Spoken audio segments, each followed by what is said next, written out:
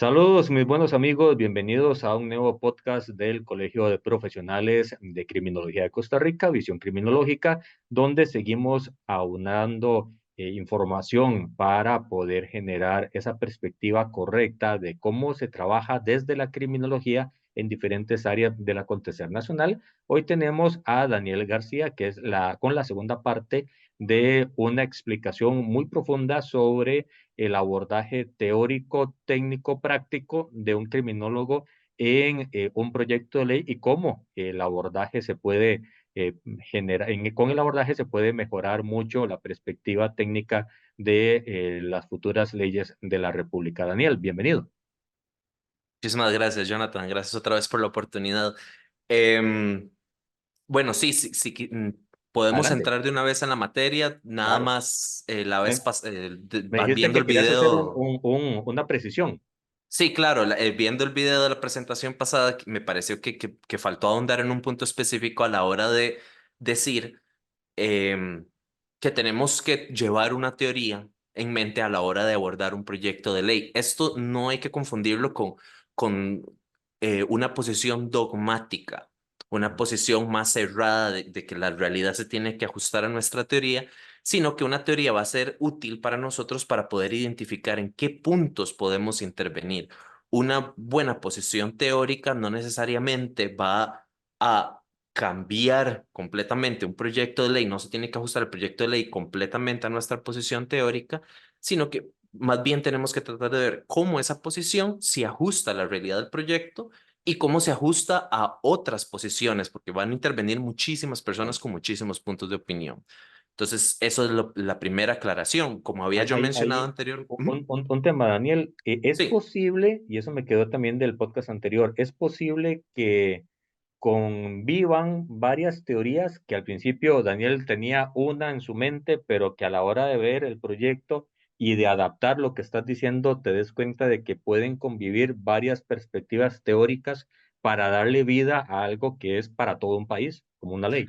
Sí, claro, y lo hace específicamente, a pesar de que se dice que nuestro sistema penitenciario es uno de corte garantista, y es porque en su fundamento, en su estructura central, es así, también intervienen otros postulados teóricos, como viene a ser la intervención técnica, que no va a ser necesariamente, a pesar de que nuestro país se ajusta muy bien a los postulados protectores protectores de los derechos humanos, no son necesariamente dos teorías que siempre se van a trabajar en conjunto. Por supuesto que como un proyecto de ley de ejecución de la pena también van a intervenir otros postulados teóricos, protección de la víctima, por ejemplo, protección de población diversa, protección de las comunidades. Por supuesto que hay personas que van a abordar un proyecto como este desde una perspectiva más estricta, lo que se llaman generalmente teorías retributivas. Y todas estas posiciones van ganando lugar de una u otra forma en diferentes aspectos del proyecto. Más recientemente se ha estado incluso discutiendo en la Asamblea Legislativa formas de endurecer el acceso a la libertad condicional, a pesar de que en mi posición personal yo creo que ya es bastante limitado, es bastante estricto el acceso a la libertad condicional. Entonces, todas estas teorías eventualmente van a estar interactuando en diferentes puntos de la ley. Por eso es que yo creo que es importante llevar una teoría en mente para poder identificar si yo soy una persona que favorece, por ejemplo, que se haga un abordaje más profundo a la atención técnica. Entonces, desde esa perspectiva, yo voy a buscar los aspectos de la ley que específicamente se refieren al abordaje técnico.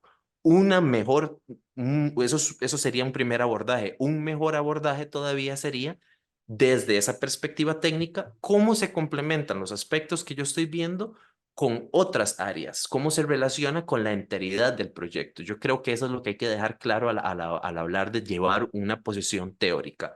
Pero como usted seguramente en su experiencia lo vio, ninguna ley es absolutamente un solo postulado teórico.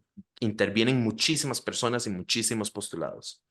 Totalmente de acuerdo. Ya entrando en materia de la ley que pusiste como ejemplo, ¿cómo la podemos entender desde tu punto de vista?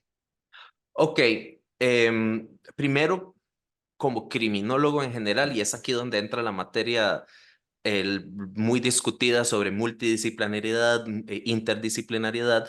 Por supuesto que yo abordo este proyecto de ley de ejecución de la pena desde una perspectiva criminológica, pero eso no nos dice todavía mucho.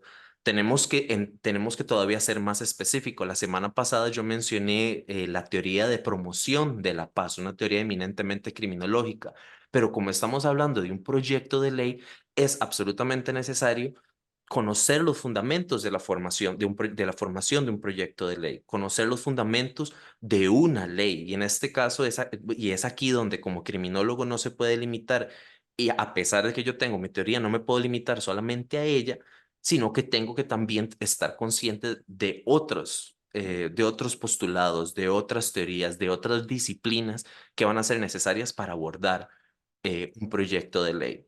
Entonces, este proyecto, por ejemplo, muy necesario, hay que saber qué vino antes, por qué es que este proyecto existe, cuál es la necesidad, por qué es que se está postulando un cambio.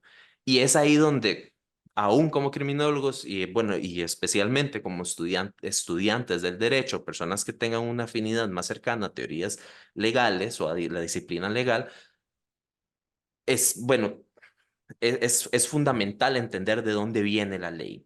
Es el trasfondo, qué tipo de ley es la que existe y cuál es la que se va a cambiar. Y en Costa Rica, desde 1970, desde los años 70, no existe propiamente una ley de ejecución de la pena. Ujú. Lo que existe antes de este proyecto han sido una serie de decretos, leyes dispersas, tratados internacionales que han tratado de regular la materia penitenciaria. Entonces, en primer lugar, como criminólogo, saber cuál es el trasfondo, cuál es la situación, cuál es la norma que rige esta práctica penitenciaria que existe. Y después ver cómo, a la hora de evaluar un proyecto, cómo es que este va cambiando.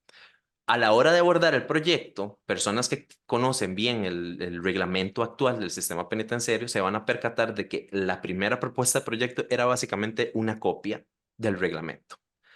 No necesariamente es una mala forma de proponer un proyecto de ley, pero tenía muchísimos problemas, muchísimas limitaciones. Claro. Porque una ley propia no puede regular cuestiones, por ejemplo, reglamentarias, que es cuestiones como que uno llamaría de detalle, que están muy presentes en el reglamento técnico penitenciario, pero que no pertenecen a una ley. A la hora de estar examinando el proyecto de ley es necesario ver los diferentes dictámenes y así ver cuáles han sido los comentarios, las diferentes instituciones que han intervenido y poder ver la forma que va tomando el proyecto. Debo dejar completamente claro de que el proyecto como comenzó y a como está ahora son dos Diferente. cosas completamente distintas, muy mejorado, muchísimos aspectos. Pero entonces, como criminólogo, con la teoría que cada uno de nosotros pueda tener o favorezca más, yo en mi caso particular, promoción de la paz. ¿Cuáles son los aspectos que yo más veo? En primer lugar, la coherencia.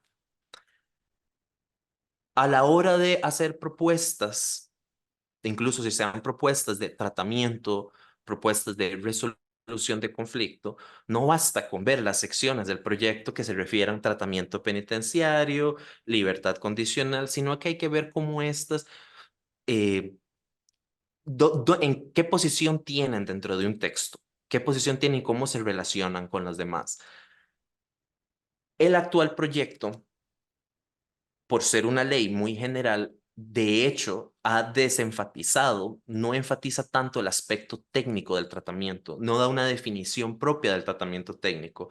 Se refiere al tratamiento técnico, pero no lo define como un principio general que va a abarcar toda la norma, aunque sí se refiere en distintos puntos a la parte, al abordaje técnico y la importancia.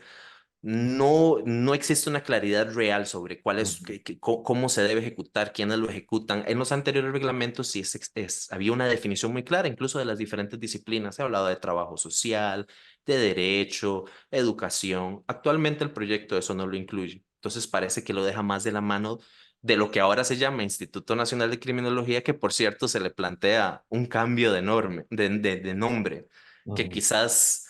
eh, ayude a reducir un poco de los conflictos que han existido desde el colegio con el instituto, de decir, pero si es un Instituto Nacional de Criminología, ¿por qué no hay criminólogos? Bueno, eso también es una cuestión histórica, tiene su contexto, es una discusión completamente distinta. En el actual proyecto, desde la posición de la promoción de la paz, ¿cuáles han sido dos puntos claves que yo he estado tratando de observar?